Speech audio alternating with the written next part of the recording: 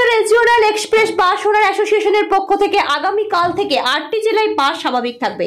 আগামী 22, 23 ও 24শে মে বাস ধর্মঘটের ডাক দিয়েছে বেসরকারি বাস সংগঠনগুলির একাংশ।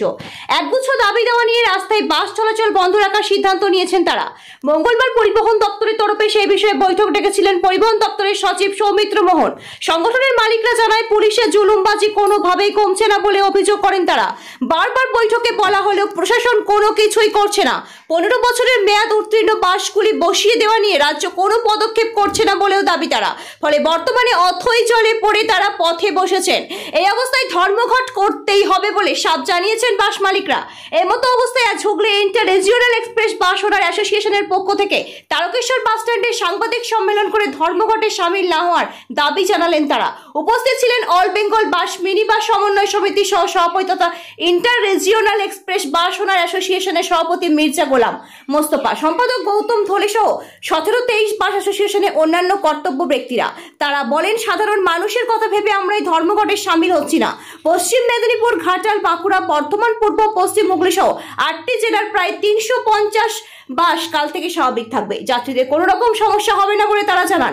এ বিষয়ে তারা আরো কি বললেন তা দেখে নেব। হুগলি থেকে সমীর দাসের রিপোর্ট, ওয়ার্ল্ড জনতা টিভি। যত বাস আছে তার মধ্যে 350 বাস তো চলছি, তার সঙ্গে লোকাল কিছু মালিক আছে যেমন 17-23 তারাও সম্মতি দিয়েছে। তারাও কিন্তু বন্ধের পক্ষে নয়, গাড়ি যথারীতি চলবে এবং জনসাধারণের উদ্দেশ্যে আমরা জানাচ্ছি, আমরা সকাল থেকে যে কোনো নির্বিঘ্নে আপনার রাস্তা বেরোতে পারেন। আমাদের বাস কিন্তু সচল থাকবে 22, 23, 24 যেটা বন্ধ যেদিন ডাকা হয়েছে, 3টে দিন ডাকা হয়েছে। 8টা জেলায় বাস চলাচল স্বাভাবিক থাকবে। জেলাগুলো কোন কোন জেলা? হুগলি আছে, বর্ধমান পূর্ব, বর্ধমান পশ্চিম, বাঁকুড়া, পশ্চিম মেদিনীপুর, পূর্ব মেদিনীপুর, হাওড়া, কলকাতা, এই 8টি জেলা স্বাভাবিক। নামটা বলুন। আমার নাম গৌতম বলে, হুগলি ইন্টারজিয়েন্ট এক্সপ্রেস বাস মানে সেক্রেটারি। আমাদের কোনো ধর্মঘট হচ্ছে না। আমাদের জেলার উপর দিয়ে 8টা জেলার বাস চলাচল করে। আমাদের জেলার সঙ্গে কথা বলেছি, কথা বলে ঠিক হয়েছে যে কোনো জেলাতেই বাস বন্ধ থাকবে না। যথারীতি বাস যেমন আগের মতো চলছিল সেরকম চলবে। 8টা জেলায় বাস চলবে।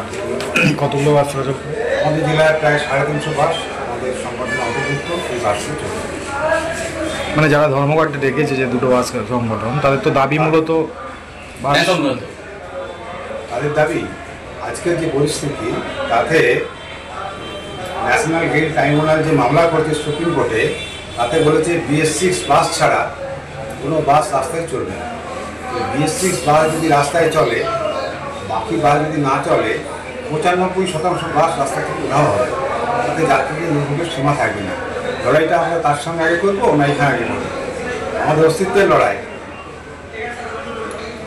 সেক্ষেত্রে আপনারা এই সিদ্ধান্ত? আমাদের সংগঠন অল বেঙ্গল বাস মিনি বাস সমন্বয় সমিতি পার্টি ডাইরেক্ট হয়ে সুপ্রিম কোর্টে রাজ্য সরকার স্টে অর্ডার পেয়েছেন। আমরা পার্টি অ্যাডভাইসে মামলা করছি। অন্য কোনো সংগঠন কিন্তু পার্টি অ্যাডভাইসে মামলা করতে যায়নি। আপনারা এটা নিয়েছেন আপনাদের সংগঠনের তরফ থেকে না?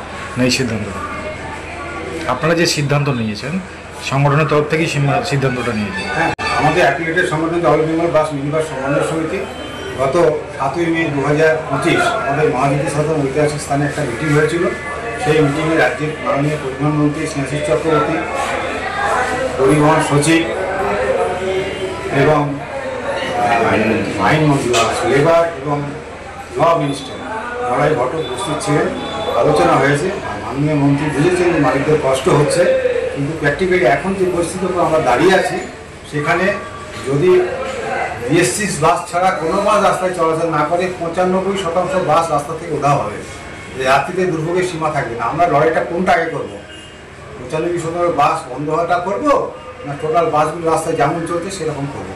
আমরা সেই জন্যই সিদ্ধান্ত নিয়েছি যে আমাদের সমস্ত বাস চলবে। আমি সমস্ত আমার পাশাপাশি যে 8টি জেলার সম্পাদকের সঙ্গে কথা বলেছি, আমাদের বাস যথারীতি চলবে, আমাকে জানিয়েছেন আমরা। অতএব বাস ধর্মঘট হচ্ছে। টোটাল 8টি জেলায় বাসের সংখ্যা কত? মোট বাস মিনি বাস নিয়ে মোট? হ্যাঁ, কথা বলেছেন। সংখ্যা কত বাসের সংখ্যা? আমাদের জেলার মধ্যে 350 চলে। ওদের জেলায় যা চলে, কারণ ওদের জেলার বাসগুলো যে আমাদের জেলার মধ্যে আসে সেই সংক্রান্ত বিষয়ে আমি কথা বলছি। বাঁকুড়া জেলা বলবো, পুরুলিয়ার সাথেও কথা বলেছে, পুরুলিয়া বাস চলে। বাঁকুড়া জেলার সেক্রেটারি, ওনার নাম হচ্ছে সঞ্জিত সিং। এই টোটাল 8টা জেলার যে বাস চলাচল করে তার সংখ্যাটা 350 প্রায় 350। আমাদের জেলার উপর টাচ করে চলে গাড়িগুলো। এর সঙ্গে লোকাল কিছু গাড়ি আছে। আপনার কিন্তু প্র্যাকটিক্যালি কী বলতো, আরেকটা জিনিস আপনাকে বলি যে অল বেঙ্গল বাস ইউনিভার সমন্বয় সমিতি যে আমাদের 7ই মে যে মিটিংটা হয়েছে, প্রায় 23টি জেলা প্রায় 1500 প্রতিনিধি ওখানে উপস্থিত ছিলেন। হ্যাঁ, এই বাস বন্ধের ব্যাপারে প্রত্যেকেই একমত যে গাড়ি বন্ধের চেয়ে আগে আমাদের গাড়িগুলো যাতে রক্ষা করতে পারি সেই সিদ্ধান্তটা আমাদের আগে নিতে হবে। আর যারা এই ধরনের বন্ধের ডাক দিয়েছে তারা হচ্ছে কাগজে বাস, ওটা কাগজে প্রচার করে দেয়, তাতে বাস মালিকদেরই ক্ষতি হচ্ছে, বুঝলেন? তাদের যাত্রী সংখ্যা রাস্তায় বেরোচ্ছে না। হ্যাঁ, তখন প্র্যাকটিক্যালি যা ক্ষতি হচ্ছে তার চেয়ে অধিক ক্ষতি হচ্ছে এদের স্ট্রাইক ডাকার কারণে, কিন্তু রাস্তায় বাস চলবে। আমরা এই বন্ধকে আমরা সমর্থন করি না, আমাদের সমস্ত বাস চলবে। আপনার নামটা বলবেন? আমার নাম মির্জা গোলাম মুস্তাফা, প্রেসিডেন্ট ইন্টারজেন exchange bus owners association, vice president all Bengal bus ইউনিভার সমন্বয়। সিদ্ধান্ত নেওয়া আছে, তাতে আপনাদের কতটা সহমত বা আপনারা? আমাদের সংগঠন থেকে সিদ্ধান্ত নিয়ে আছে তাতে আমাদের 17 নম্বর বাস যথারীতি চলবে, আমরা এই বন্ধে সামিল হচ্ছি। মানে কারণটা কি, মানে সাধারণ জনসাধারণ বা এই পরিস্থিতি আপনার 17 নম্বরেতে কতগুলো বাস চলে গেছে? 17 নম্বরে 30 কাটা আছে হুগলি জেলাতেই চলে।